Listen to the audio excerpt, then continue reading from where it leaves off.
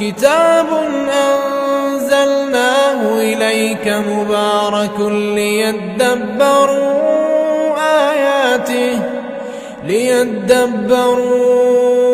آياته وليتذكر أولو الألباب.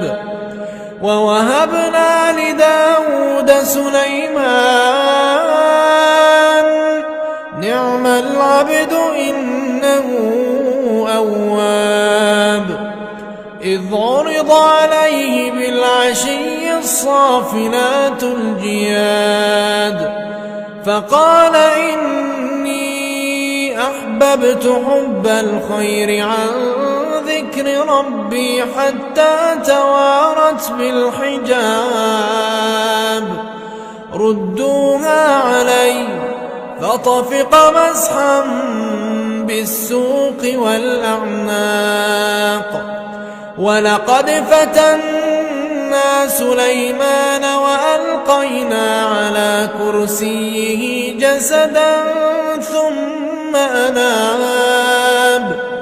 قال رب اغفر لي وهب لي ملكا لا ينبغي لأحد من بعدي إنك أنت الوهاب.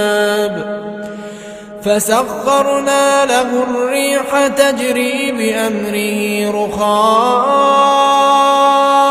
حيث أصاب والشياطين كل بناء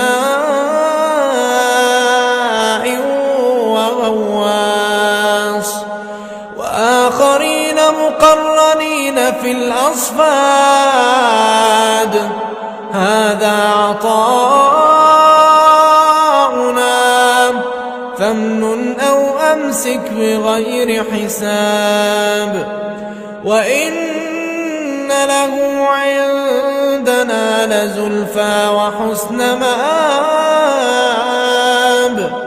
واذكر عبدنا أيوب